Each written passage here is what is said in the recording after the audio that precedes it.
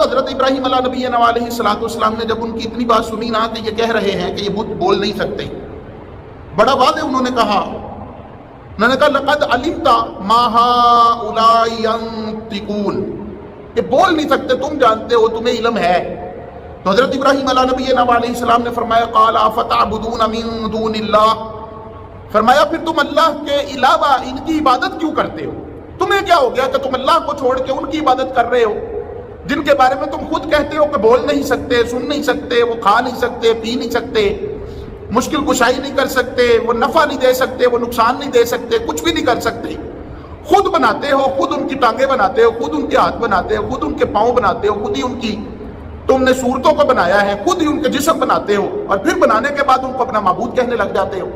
تو حضرت ابراہیم علیہ نبی علیہ السلام کو اچھا موقع مل گیا جب انہوں نے اپنے منہ سے کہا کہ ابراہیم علیہ نبی علیہ السلام تم تو جانتے ہو کہ ہمارے بت بول نہیں سکتے، ان کو نطق نہیں عطا ہوا، ان کو پتہ ہی نہیں ہے کہ ہم نے بولنا کیسے ہے۔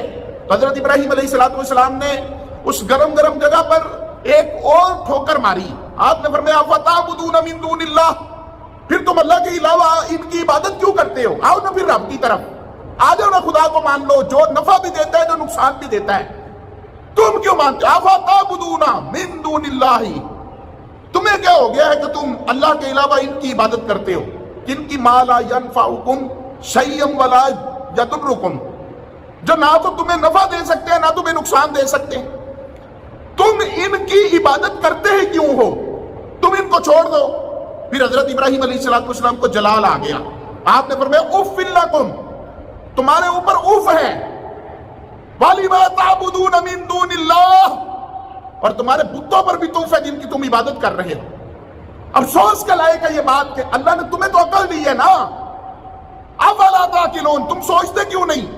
تمہیں تو عقل ہے، کم از کم اپنی عقل سے سوچ لو کہ جن کو تم نے بنایا ہے تم ان سے مانگ کیسے رہے ہو، جن کی اپنی اوقات یہ ہے، اپنی حیثیت یہ ہے کہ وہ خود تمہارے محتاج ہیں، وہ تمہاری محتاجی دور کیسے کریں گے؟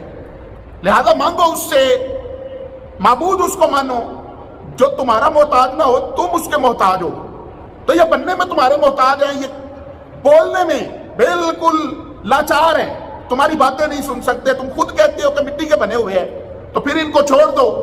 اب جب کوئی دلیل نہیں نہ بنتی مخالف بندے سے تو اس کو دو ہی باتیں آتی ہیں، یا تو اپنا زور دکھائے اور زور دکھا کے وہ اپنی پاور کے سر پر غلبہ پا لے، یا پھر دوسری بات ہوتی ہے کہ وہ گالیوں پر، اوٹ پٹانگ پر اتر آتا ہے، عجیب و غریب باتیں کرتا ہے اور اس طرح دوسرے کو زج کرنے کی کوشش کرتا ہے۔ شریف بندہ کبھی بھی لڑائی کے اندر گالیاں نہیں دیتا۔ نبی کریم صلی اللہ علیہ وسلم نے منافق کی نشانیاں بیان کرتے ہوئے فرمایا تھا منافق وہ ہے کہ جب اس کا جھگڑا ہو تو گالی دیتا ہے۔ ہمارے تو بات بات میں گالی ہے نا، بات بات میں ہم دوسروں کو گالیاں دیتے ہیں، جھگڑا نہ بھی ہو تب بھی گالی دیتے ہیں۔ بعض نادان تو ایسے ہیں کہ جن کی عادت گالی دینا بن چکی ہے، ان کو پتہ ہی نہیں ہوتا کہ جب میں بات کر رہا ہوں تو میں اپنی بات کے دوران 50 گالیاں بھی دے رہا ہوں، ان کی زبان پر باتوں کی طرح گالیاں جاری ہو چکی ہوتی ہیں۔ حضرت ابراہیم علیہ نبی علیہ السلام کی دلیلوں کے آگے لوگ عاجز آ گئے، لیکن بدبختی اس قدر غالب تھی کہ انہوں نے ماننے کی بجائے آپس میں مشورہ کیا۔ اب وہ آپس میں کہنے لگے قالوا حرقوہ، کہا کہ ان کو جلا دیتے ہیں، ان کو جلا دیتے ہیں، آگ میں ڈال دیتے ہیں، چلو ان کو جلاتے ہیں۔ منصروا آلہتکم ان کنتم فاعلین، اور اگر تم بتوں کی مدد کرنا چاہتے ہو نا، اپنے خداؤں کی مدد کرنا چاہتے ہو تو پھر آؤ، ابراہیم علیہ السلام کو جینے کا کوئی حق نہیں ہے، پھر ان کو مار دو، پھر ان کو قتل کر دو۔ آپس میں مشورہ کر کے یہی کہتے ہیں۔ ماں کانا جواب قومی ہی، سورہ عنکبوت پڑھ کے دیکھیے، جب کوئی جواب نہیں نہ بن پڑا تو انہوں نے یہی کہا کہ ان کو قتل کر دو یا ان کو جلا دو، اور ہمارے پاس حل نہیں ہے، ابراہیم علیہ السلام کا مقابلہ ہم نہیں کر سکتے، ان کی دلیلیں مضبوط ہیں، ان کا انداز مضبوط ہے، یہ جو کہہ رہے ہیں وہ مضبوط باتیں ہیں، لیکن چونکہ ہم نے اپنے آباء و اجداد کو اس دین پر دیکھا ہے، ہم اس کو چھوڑ تو نہیں سکتے، اس کو چھوڑ دیں گے تو پھر ہمارا پیچھے رہ کیا جائے گا۔ لہذا اگر ہم اپنے آباء و اجداد کے دین کو بچانا چاہتے ہیں تو پھر لازم ہے کہ ابراہیم علیہ السلام کو جلا دیا جائے۔ انہوں نے آپس میں مشورہ کیا اور پھر حضرت ابراہیم علیہ نبی علیہ السلام کے لیے جلانے کے لیے انتظام ہوا۔ کتابوں میں لکھا ہے کہ نمرود کے پاس گئے، نمرود کے ساتھ جا کے مشورہ کیا کہ کیا کیا جائے۔ نمرود کو بھی یہ بات بڑی پسند آئی. ابھی تک وہ حضرت سیدنا ابراہیم علیہ نبینا علیہ الصلوۃ والسلام کے ساتھ ملا نہیں تھا, ابھی ملاقات بھی اس کی ہوئی تھی. بس اس نے سنا تھا کہ ابراہیم علیہ نبینا علیہ الصلوۃ والسلام کوئی ہے جو کہتے ہیں کہ اللہ وحدہ لا شریک کی عبادت کرنی چاہیے اور اللہ کے علاوہ کوئی عبادت کے لائق نہیں ہے. تو اس نے کہا کہ ضرور چلانا چاہیے. اب اس کے پاس ایک مکان تھا جس کی 60 فٹ اونچی دیواریں تھی, 20 فٹ اس کا 20 ہاتھ یعنی 20 گز سمجھ لیں, 20 گز اس کا عرض تھا چوڑائی, اور لمبائی بھی اس سے ڈبل تھی. وہاں پر لکڑیاں اکٹھی کی گئی, کہا یہاں پہ لکڑیاں اکٹھی کرو تاکہ ابراہیم علیہ السلام کو جلا کر ان کا کام تمام کر دیا جائے. مشرک بے ایمان جب اپنے دلائل سے عاجز آ جائے نا تو وہ موحد توحید پرست کو اسی طرح تکالیف دیتے ہیں. کوئی بھی جس نے بھی دین کا نام لیا ہے نا اس کے ساتھ ایسا ہی ہوا ہے. آپ تاریخ اٹھا کے دیکھ لیجئے, دین پھیلانا کوئی آسان کام نہیں رہا, شروع سے لے کے اب تک یہی حالات رہے ہیں. اللہ کے نبی آئے تو قوموں نے کھڑے ہو کے ان کی مخالفتیں کی ہیں, اور جب نبی ختم ہو گئے نا حضور نے فرمایا میں آخری نبی ہوں, میرے بعد کوئی نبی نہیں ہوگا. ہاں میرے بعد خلفاء ہوں گے, وہ کام کریں گے جو اللہ نے نبیوں کو عطا فرمائے. نیکی کی دعوت دینا, برائی سے منع کرنا, اللہ کی وحدانیت کا اعلان کرنا, لوگوں کو اسلام کی طرف مائل کرنا, یہ ان کی ذمہ داری ہوگی. اور پھر وقتاً فوقتاً یہ فتنے پھیلتے رہے. کون سا وہ وقت ہے جب دین خلاف لوگ نہیں رہے؟ کون سا وقت ہے؟ کون سا ایسا وقت گزرا ہے جس میں آپ نے یہ فتنے نہیں دیکھے کہ لوگ دین کے خلاف نہ بولتے ہو؟ جو دین کے خلاف اٹھا ہے اس کی آواز بند کروائی گئی ہے. جب پاکستان بنا نہیں تھا تب بھی لوگ دین کے خلاف تھے, اور جب پاکستان بن گیا تو پاکستان کو جس مقصد کے لیے حاصل کیا گیا تھا نا وہ مقصد بھی بھلا دیا گیا. نعرہ تو یہی تھا نا کہ پاکستان کا مطلب کیا؟ لا الہ الا اللہ. کون ہمارے رہنما؟ محمد رسول اللہ. لیکن کیا یہ مطلب ہم نے اپنی گٹی میں رکھا؟ پاکستان بنتے ہی وزارتوں پر کون سے لوگ آئے؟ لبرل, وہ لوگ جو اسلام خلاف تھے. ان لوگوں کو تو نہیں لایا گیا کہ جو اسلام کے اوپر چلنے والے تھے. علماء کتنے آئے تھے کرسیوں پر, کتنی وزارتیں علماء کو دی گئی.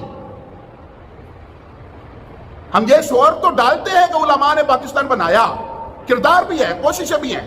پھر سید جماعت علی شاہ صاحب رحمۃ اللہ علیہ نے فرما دیا تھا, لوگوں میرا مرید وہی ہوگا جو مسلم لیگ کو ووٹ دے گا, جو مسلم لیگ کو ووٹ نہیں دے گا وہ میرا مرید ہو سکتا نہیں. آپ نے فرمایا سنو, قائد اعظم محمد علی جناح سے آپ نے فرمایا یہ 6 لاکھ روپیہ پیر سید جماعت علی شاہ تمہیں دیتا ہے, جاؤ جا کے تحریک پاکستان میں ڈال دو, پاکستان حاصل کرو. مولانا عبدالحمید پتیونی رحمہ اللہ, مولانا مصطفیٰ رضا خان رحمۃ اللہ علیہ, 2 قومی نظریہ پر فتویٰ دینے والے اعلیٰ حضرت امام اہل سنت مولانا امام محمد رضا خان رحمۃ اللہ علیہ, مولانا شیخ احمد نورانی صاحب کے والد مرحوم خلیفہ اعلیٰ حضرت مولانا عبدالعلیم میرٹھی رحمۃ اللہ علیہ, جنہوں نے پاکستان بننے کے بعد سب سے پہلے عید الفطر کی نماز باجماعت پاکستان میں پڑھائی. چھوٹے نام تو نہیں تھے لیکن وزارتوں پر ان کو نہیں آنے دیا گیا. کیوں؟ اس لیے کہ ان کو پتا تھا کہ اسلام کا نام لیوا آئے گا تو اسلام نفاذ کرے گا, اور اسلام کا نفاذ ہو جائے گا تو سود کیسے چلے گا, رشوت کیسے چلے گی, اپنا کھاؤ مال کیسے آئے گا اور بکاؤ مال کیسے آئے گا, کس طرح ہم اللہ کی نافرمانیاں کریں گے. تو جو دین کا نام لے کر کھڑا ہوا ہے نا اس کی مخالفت میں لوگ کھڑے ہوئے. حال ہی میں آپ دیکھ رہے کیا علماء کو جیلوں میں نہیں ڈالا گیا؟ کیا علماء کو گھروں سے اٹھایا نہیں گیا؟ کیا ان کو سزائیں نہیں دی گئی؟ کیا ان کے گھر والوں کے ساتھ بدتمیزیاں نہیں ہوئی؟ مولانا فضل خیر آبادی رحمۃ اللہ تعالیٰ علیہ, آپ نے انگریزوں کے خلاف فتویٰ دیا تھا کہ جہاد فرض ہے ان کے خلاف, تو آپ کے ساتھ پھر کیا ہوا؟ کالے پانیوں کی سزا دی گئی اور آخرکار آپ کو شہید کر دیا گیا. مولانا کفایت اللہ قافی رحمۃ اللہ علیہ, ان کے ساتھ کیا نہیں ہوا؟ تختہ دار پر لٹکا دیا گیا تھا, کہا جاتا تھا فتویٰ واپس لو, بس اتنا کہہ دو کہ انگریزوں کے خلاف جہاد ضروری نہیں. لیکن انہوں نے اپنی جانیں قربان کی ہیں, فتوے واپس نہیں دیے. تو اسلام کا نام کوئی بھی لے اس کے سامنے کھڑے ہو جاتے, اور بھائی دور کی بات چھوڑو اپنے گھر میں کھڑے ہو جاتے ہیں. اب تو لوگوں کو اسلام ہضم ہی نہیں ہوتا, اور مولانا ممبر پہ بیٹھ کے مسئلہ بیان کر دے تو اگلے جمعے لوگ جمعہ نہیں پڑھنے آتے کہ حضرت صاحب نے ہماری مرضی کا مسئلہ نہیں بیان کیا. اب تو یہ حالات ہو چکے. تو حضرت ابراہیم علیہ نبینا علیہ الصلوۃ والسلام جس قوم میں پل رہے تھے نا وہ قوم مسلمانوں کی قوم نہیں تھی. یہ تو مسلمانوں کا ملک ہے نا, جہاں پہ لوگ کلمہ پڑھتے ہیں، جہاں پہ اسلام کا دم بھرتے ہیں. لیکن ابراہیم علیہ السلام جس قوم میں پل رہے تھے وہ مسلمانوں کی قوم نہیں تھی، وہ کافر تھے. سورج کی پوجا کرتے تھے، چاند کی پوجا کرتے تھے، وہ بتوں کی پوجا کرتے تھے، وہ ستاروں کی پوجا کرتے تھے، ہر اس چیز کی پوجا کرتے تھے جس کو وہ سمجھتے تھے کہ نقصان دے سکتے ہیں. ابراہیم علیہ السلام نے دلائل دیے، انہوں نے کہا اس کو جلا دینا چاہیے. لکڑیاں ڈالی گئی، اور لکڑیاں ڈالنے کے لیے نمرود نے حکم جاری کر دیا تھا. اس نے کہا بھائی خبردار، کوئی بندہ بھی اس نیک کام سے پیچھے نہیں رہے گا. وہ اپنے دین تو نیک ہی سمجھ رہے تھے. کہا کوئی بندہ بھی اس نیک کام سے پیچھے نہیں رہے گا.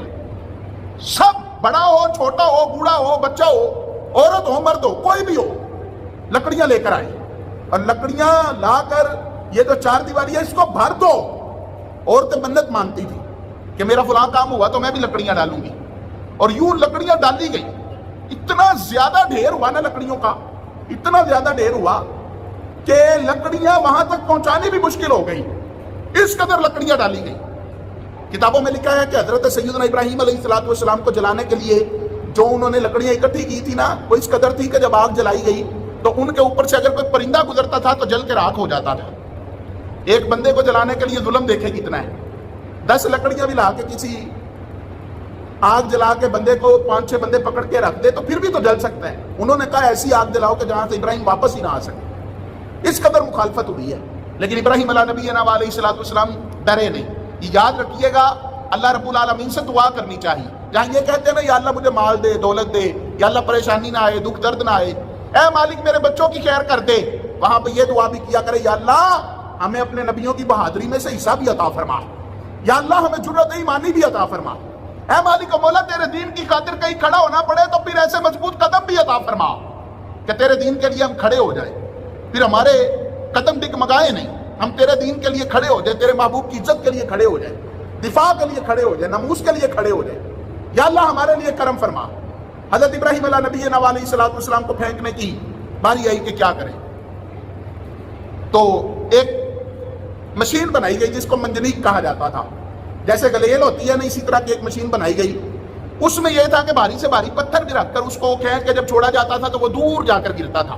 تو ابراہیم علیہ السلام کو اس میں پھینکنے کے لیے وہ منجنیق جو ہے تیار کی گئی کہ ابراہیم علیہ السلام کو اس میں پھینکیں گے. حضرت ابراہیم علیہ نبینا علیہ السلام کو نمرود کے سامنے لایا گیا. حضرت ابراہیم علیہ السلام نے فرمایا کہ اللہ رب العالمین جل وعلا ایک ہے، وحدہ لا شریک ہے، کوئی بھی اس کے برابر نہیں ہے، وہ ایک ہے. اس نے تمہیں بھی پیدا کیا، اس نے ہمیں بھی پیدا کیا ہے، اور اسی نے پورے کائنات کے نظام کو چلانا ہے. نمرود کو غصہ تو تھا کہ میری خدائی کو چیلنج کر رہا ہے. پھر حضرت ابراہیم علیہ نبینا علیہ السلام کو آگ میں پھینکا گیا. اللہ اکبر کبیرہ، آسمان رو پڑا. فرشتوں نے کہا مالک ہمیں اجازت دے ہم تیرے خلیل کی مدد کریں. امام فخر الدین رازی رحمۃ اللہ علیہ نے تفسیر کبیر میں لکھا، اللہ کریم نے فرمایا نہیں، جب تک میرا خلیل خود مدد نہیں مانگے گا تب تک مدد نہیں کرنی. مدد مانگے گا تو مدد کر دینا، نہیں مانگے گا تو نہ کرنا. پھر حضرت جبریل علیہ السلام آ گئی. پیارے ابراہیم اگر میرے لائق کچھ ہو تو ارشاد فرمائیے. حضرت ابراہیم علیہ السلام نے فرمایا کوئی بات نہیں ہے. اے پیارے ابراہیم مجھے بتائیے. فرمایا نہیں. تو کہا اللہ سے دعا کیجیے. فرمایا وہ تو پہلے ہی دیکھ رہا ہے. اچھی بولو ذرا کہ وہ تو پہلے ہی میں دینا پیا، بچانا ہوا تو بچا لے گا، نہ بچانا ہوا تو وہ تو دیکھ رہے نا، اس کو تو پتا ہے نا. دعا نہیں کی. علماء نے فرمایا کہ دعا کرنا بنتا تھا، کیونکہ جب مشکلات آتی ہیں تو دعا اللہ سے کی جاتی ہے. تو جناب ابراہیم نے کی کیوں نہیں؟ فرمایا شاید وجہ یہ تھی کہ ابراہیم کو پتا تھا میری آزمائش ہے، اور پھر آزمائشوں میں دعائیں نہیں کی جاتی کہ یا اللہ مجھ سے آزمائش ہٹا دے. وہاں پر دعائیں کی جاتی ہے یا اللہ آزمائش میں مجھے کامیابیاں عطا فرما. اور ابراہیم علیہ السلام یہی کہہ رہے تھے، کہا میرا رب مجھے جانتا ہے، میں خلیل ہوں اس کا، اگر اس نے مجھے بچانا ہوا بچا لے گا، نہ بچانا ہوا تو جے سونا میرے دکھ میں چڑھا دی تو میں سکھ نو چلے پاواں. اللہ اگر اسی بات میں راضی ہے تو ٹھیک ہے، اور اگر اللہ رب العالمین اللہ والا چاہتا ہے کہ ابراہیم جل جائے تو پھر ٹھیک ہے، ابراہیم جل جائے. حضرت ابراہیم علیہ نبی علیہ السلام نے کوئی جواب نہیں دیا. یہاں پہ لوگ اعتراض کرتے ہیں، وہ کہتے ہیں لو جی ابراہیم علیہ السلام تو اتنے تو ہی پرست تھے، انہوں نے تو غیر اللہ سے مدد ہی نہیں مانگی، انہوں نے تو اللہ کی طرف ہی بس بات کی ہے کہ رب ہی سب کچھ کرے گا. تو میں نے کہا بات تو تمہاری بالکل ٹھیک ہے، ہم نے کب کہا کہ ابراہیم علیہ السلام نے اللہ تبارک و تعالیٰ کی طرف مدد کی نسبت نہیں کی، لیکن ابراہیم علیہ السلام نے یہ بھی نہیں فرمایا کہ غیر اللہ کی مدد حرام ہے، یہ نہیں کہا۔ کیوں؟ قرآن مجید فرقان حمید فرماتا ہے، قرآن کہتا ہے کہ جو فرشتے ہیں نا وہ وہی کام کرتے ہیں جس کا حکم انہیں اللہ عطا فرماتا ہے۔ کچھ ہی بولو ذرا، قرآن کہتا ہے وہ وہی کرتے ہیں، یفعلون ما یؤمرون، فرمایا فرشتے وہی کرتے ہیں جس کا ان کو اللہ حکم دیتا ہے، جس کا اللہ ان کو اچھی بولو، اللہ ان کو، فرشتے کون سا کام کرتے ہیں؟ جس کا اللہ ان کو حکم دیتا ہے۔ اگر غیر اللہ سے مدد مانگنی حرام تھی تو جبریل کس کے حکم سے آئے تھے؟ اللہ کے حکم سے۔ تو کیا اللہ حرام کام کروا رہا ہے؟ اللہ کو نہیں پتا کہ ابراہیم جا رہے ہیں آگ میں اور میں شرک کروا رہا ہوں ابراہیم سے؟ اللہ تبارک و تعالیٰ کو تو چاہیے تھا کہ وہ جبریل کو بھیجتا ہی نہ اور کہہ دیتا، اے ابراہیم آج اس کڑے امتحان میں آئے ہو کہ تم نے کسی کا سامنے سر نہیں جھکایا، تو آج بھی کسی غیر اللہ کے بارے میں سوچنا بھی نہ، اور کوئی غیر اللہ تمہاری مدد پائے گا بھی نہیں۔ لیکن ایسا نہیں ہوا، اللہ نے غیر اللہ کو بھیجا اور غیر اللہ نے کہا یا اللہ ہمیں اجازت دے کہ ہم مدد کریں، اور اللہ نے یہ نہیں کہا کہ غیر اللہ کی مدد حرام ہے، شرک ہے اور تم شرک کرنا چاہتے ہو، نہیں۔ فرمایا نانا، جب تک میرا ابراہیم غیر اللہ کو پکارے گا نہیں، غیر اللہ کو ضرورت نہیں جانے کی، غیر اللہ کو جانے کی ضرورت ہے نہیں۔ تو میں نے کہا رب کو تو خود پسند ہے کہ اس کے بندے مدد کریں، اسی لیے تو اس نے بندہ بھیجا۔ اگر اللہ کو پسند ہی نہ ہوتا تو بندہ بھیجنے کی ضرورت کیا تھی؟ اور رہی بات کہ ابراہیم علیہ السلام نے غیر اللہ کی مدد کیوں نہیں لی، اس وجہ سے نہیں کہ حرام ہے، فرمایا کہ میں اپنے رب کا خلیل ہوں اور میرا تعلق رب کے ساتھ بڑا ڈائریکٹ ہے، وہ مجھے دیکھ رہا ہے۔ ابراہیم مجھے تیری ضرورت ہے، جبرائیل مجھے تیری ضرورت نہیں ہے۔ جب میرا خلیل مجھے دیکھ رہا ہے، اگر وہ چاہے گا آگ سے بچا لے گا، چاہے گا تو پھر اسی طرح رہنے دے گا، میں کسی اور کی مدد لینا نہیں چاہتا۔ اللہ رب العالمین جل وعلا نے ابراہیم علیہ السلام کو آزمائش میں ڈال دیا۔ حضرت ابراہیم علیہ السلام کو آگ میں ڈالا گیا، اللہ کریم نے فرشتے کو حکم دیا، ایک فرشتہ ہے حضرت ابراہیم علیہ السلام کو اس نے بغلوں سے پکڑا اور بغلوں سے پکڑ کے بڑے آرام کے ساتھ جا کے اس لکڑیوں کے ڈھیر کے اوپر رکھ دیا۔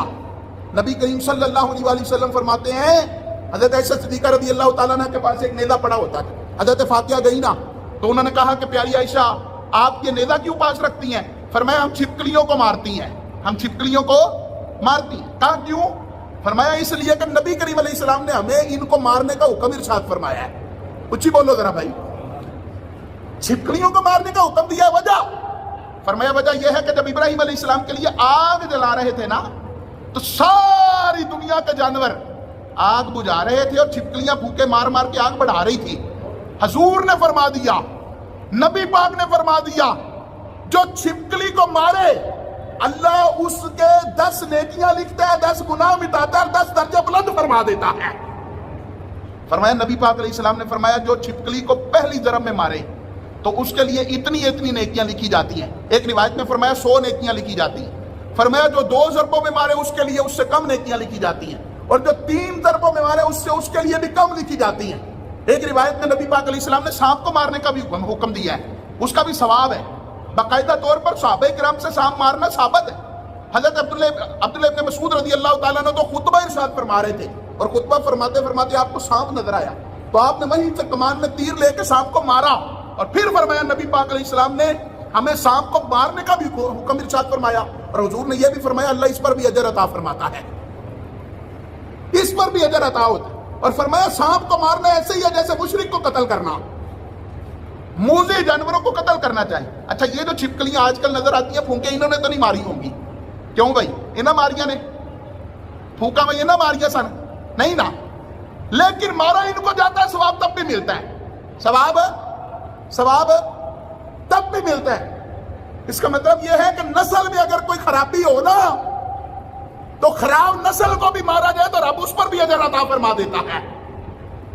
یہ جتنی یہودی نسل ہے نا یہ مسلمانوں کی سگی ہو ہی نہیں سکتی، جتنی عیسائی نسل ہے یہ مسلمانوں کی سگی نہیں ہو سکتی، لہذا ان کے ساتھ محبت کا کوئی تصور ہو سکتا نہیں۔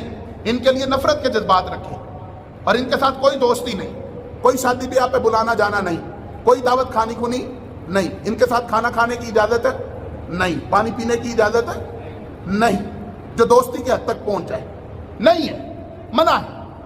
کیوں اساسن کہ ان کے ساتھ بیٹھ رہے ہو، کھا رہے ہو، پی رہے ہو، ایک دوسرے کے گھر میں آ جا رہے ہو، ایک دوسرے کے ساتھ تم جناب پکنک پوائنٹس پہ جاتے ہو، ان کی تہواروں پر جانا حرام، ان کی مذہبی تہواروں پر مبارکباد دینا کفر، اجازت ہی نہیں ہے۔ حضرت ابراہیم علیہ السلام کو آگ کے اندر ڈال دیا گیا، بٹھا دیا۔ اللہ کریم نے ارشاد فرمایا یا نار کونی بردم و سلاما علی ابراہیم، اے ابراہیم، اے آگ میرے ابراہیم علیہ السلام پر ٹھنڈی بھی ہو جا اور سلامتی والی بھی ہو جا، ٹھنڈی بھی ہو جا اور سلامتی والی بھی ہو جا۔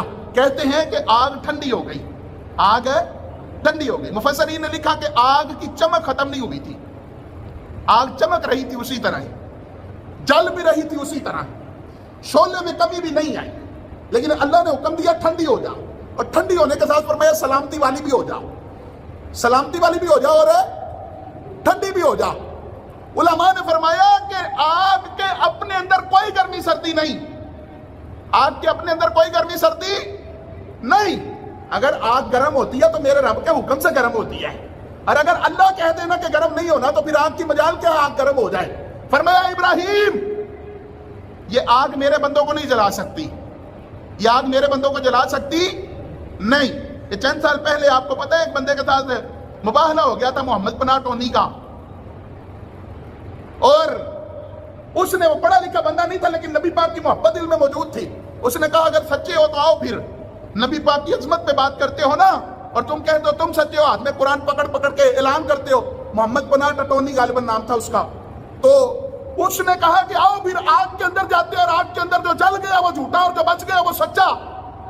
اور پھر وہ سنی یا رسول اللہ کہنے والا، غوث پاک کو ماننے والا، صحابہ کی عزت کرنے والا، اہل بیت سے محبت کرنے والا، جب وہ آگ کے اندر گیا نا تو آگ نے اس کا کچھ بھی نہیں بگاڑا، اخبار کے صفحوں پر وہ خبر زینت بنی، اور وہ محمد پناہ بتا گیا اے لوگو آگ کے اندر کوئی اثر نہیں ہوتا، مصطفیٰ کی غلامی میں آ جاؤ، رب دونوں جہاں میں کامیابیاں عطا فرما دیتا ہے۔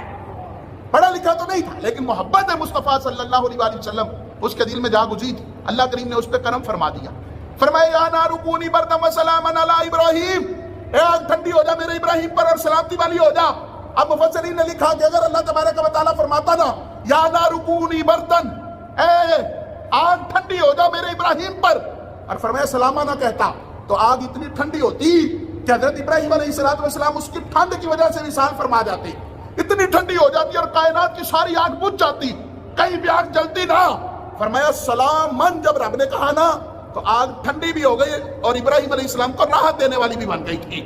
اب حضرت ابراہیم علیہ السلام اس آگ میں بیٹھے ہوئے، اللہ کریم نے سائے کا فرشتہ بھیجا، فرمایا جاؤ میرے ابراہیم علیہ السلام کے پاس اور جا کے سایہ کرو۔ حضرت ابراہیم علیہ السلام پہ سایہ کرتا تھا اور آپ کا دل بہلاتا تھا۔ ایک فرشتے کو بھیجا جو ابراہیم علیہ السلام کے ساتھ آ کے باتیں کرتا تھا۔ اللہ کریم نے جنت سے پھل بھیجے، ابراہیم علیہ السلام آگ میں بیٹھ کے پھل کھا رہے۔ اللہ تبارک و تعالیٰ نے جنت سے ریشم کی قمیض بھیجی، حضرت ابراہیم علیہ السلام نے اس کو پہن لیا۔ کافی دیر گزر گئی نا تو نمرود کا ارادہ بنا کہ دیکھو تو صحیح چھت پہ جا کر ابراہیم علیہ السلام کا بنا کیا ہے۔ جب وہ چھت پہ گیا نا تو دیکھا کہ ابراہیم علیہ السلام آگ کے اندر مزے کے ساتھ بیٹھ کر پھل کھا رہے ہیں، تو پکار کے کہتے ابراہیم تجھے آگ نے جلایا نہیں؟ فرمایا کیسے جلائے گی، آگ بھی اسی نے بنائی ہے جس کو ابراہیم مان رہا ہے، یہ کیسے ہو سکتا ہے کہ وہ ابراہیم کو جلا جائے؟ اور ابراہیم نے پھر محبت کی ہے رب سے، رب اس کو کیسے جلنے دے گا؟ تو کہا کہ ابراہیم علیہ السلام باہر آ سکتے ہو؟ فرمایا کیوں نہیں آ سکتا؟ تو اس نے کہا آ جاؤ۔ تو حضرت ابراہیم علیہ السلام آگ میں سے چلتے ہوئے باہر تشریف لائے۔ باہر آئے نا تو وہ حیران ہو گیا لیکن متاثر ضرور ہوا، متاثر ضرور ہوا۔ کہنے لگا ابراہیم تم کس رب کو مانتے ہو؟ فرمایا وہ جو زندہ بھی کرتا ہے موت بھی دیتا ہے۔ کس کو مانتے ہو؟ کہا تیرا رب بڑا مضبوط ہے، میرا دل کرتا ہے کہ تیرے رب کے قریب ہو جاؤں، تو میرا دل کرتا ہے کہ میں 400 گائے ذبح کروں اور وہ تیرے رب کے لیے قربانی کروں، ہو سکتا ہے تیرا رب مجھے اپنے قریب کر لے۔ حضرت ابراہیم نے فرمایا 400 نہیں تو اس سے زیادہ بھی کرے نا تو تو قریب نہیں ہو سکتا، کیونکہ اللہ کے قریب وہی ہوگا جو رب کو بھی مانے گا، اس کے پیغمبروں کو بھی مانے گا۔ اگر ان کو نہیں ماننے گا تو 400 چھوڑ کے اس سے زیادہ بھی کر، تو تیری قربانیاں قبول نہیں ہیں۔ بعد مذہب کی کافر کی قربانی قبول نہیں ہوتی، بعد مذہب کی کافر کی قربانی قبول نہیں ہے۔ کیوں؟ فرمایا اس لیے کہ اس نے دین کی حدوں کو توڑا ہے، اس لیے اس کی قربانی قبول ہی نہیں، جتنی مرضی قربانیاں کر لے۔ حضور نے فرمایا المبتدع قلب من کلاب النار، فرمایا بد مذہب جہنمی کتوں میں سے کتا ہے۔ اور حضرت ابراہیم علیہ السلام فرماتے ہیں تو کافر رہ کے 400 چھوڑ کے اس سے بھی زیادہ کرے نا تو اللہ تیری قربانی قبول نہیں کرے گا، نہ تجھے قرب دے گا۔ تو کیا سمجھتا ہے کہ کفر میں رہ کر تو نیکیاں کرے گا تو رب تجھ سے راضی ہو جائے گا؟ نہیں، ہمارے یہاں پہ لوگ کہتے ہیں وہ کافر ساڈے نالوں چنگے نے، وہ جناب بڑیاں چنگیاں عادتاں نے اپنائیاں نے۔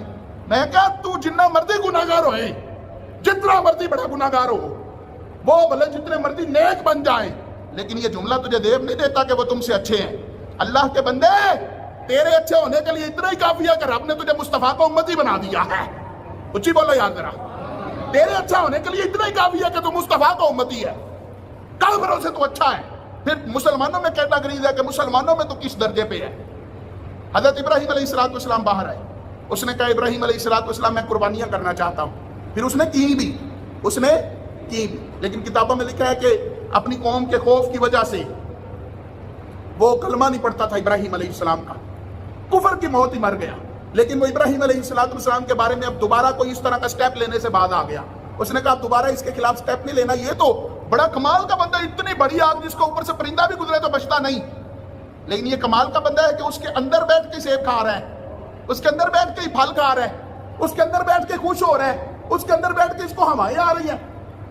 انہوں نے جو بیڑیاں اور جو زنجیریں حضرت ابراہیم کو ڈالی تھی نا، آگ نے وہ جلا دی، لیکن ابراہیم کا کپڑا بھی نہیں جل سکا، کیونکہ میرے رب نے حکم دیا تھا اے آگ میرے ابراہیم پہ اثر نہیں ہونا چاہیے۔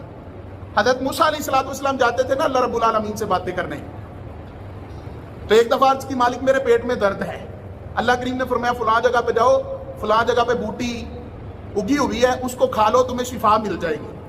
حضرت موسیٰ علیہ السلام گئے، بوٹی اتاری اور کھا لی، شفا مل گئی۔ اگلی دفعہ پھر کبھی پیٹ میں درد ہوا، گئے اسی بوٹی کو اتارا، کھایا تو پیٹ میں درد کا اضافہ ہو گیا۔ اللہ کی بارگاہ میں عرض کرتے ہیں مالک بوٹی وہی ہے، پودا وہی ہے، کھانے والا بھی وہی بندہ ہے، مرض بھی وہی ہے، لیکن کھا رہا ہوں تو درد بڑھتا جا رہا ہے، اس وقت کھائی تھی تو شفا مل گئی تھی، تو مالک وجہ کیا ہے؟ جملہ سنیے اور اپنے دل کے گلدستے میں سجائیے۔ فرمایا پیارے موسیٰ، دنیا کی ہر چیز زہر ہے، دنیا کی ہر چیز ہے زہر ہے، شفا تب بنتی ہے جب میرا نام لیا جاتا ہے۔ فرمایا ہر چیز زہر ہے، جب پہلی بار گئے تھے تو میرے حکم سے گئے تھے، اور دوسری بار میرے حکم کے بغیر گئے ہو، جب میرے حکم کے بغیر وہی چیز کھاؤ گے تو کبھی شفا ہی نہیں ملے گی، اور جب میں حکم دے دوں نا تو وہ بھلے بیماریاں دینے والی کیوں نہ ہو، میرے حکم سے وہ شفا عطا فرما دیتی ہے۔ ہر چیز رب کے حکم پہ موقوف ہے، بندے کو شفائیں ملتی ہیں۔ آپ نے کبھی دیکھا ہوگا سرجن کے پاس آپ جاتے ہیں، بڑے بڑے سرجنوں کے پاس ہو کے واپس پلٹ کے آپ محلے کے ڈاکٹر سے دوائی لیتے ہیں، اللہ شفا عطا فرما دیتا ہے۔ حضور نے فرمایا کوئی بیماری ایسی نہیں جس کی اللہ نے شفا نہ پیدا کی ہو، ہر بیماری کی دوا موجود ہے، لیکن فرمایا شفا تب ملتی ہے جب دوائی اس بیماری تک پہنچ جاتی ہے، جب پہنچتی ہے تو اللہ فوری شفا عطا فرما دیتا ہے۔ دوائی پہنچنے کی دیر ہے، وہ کہاں پڑی ہے ہم نہیں جانتے، کس وقت ملنی ہے یہ بھی نہیں جانتے، لہذا اللہ رب العالمین جل وعلا پر پورا تکیہ رکھنا چاہیے، اور رب العالمین جل وعلا کی بارگاہ میں عرض کرنا چاہیے کہ مالک و مولا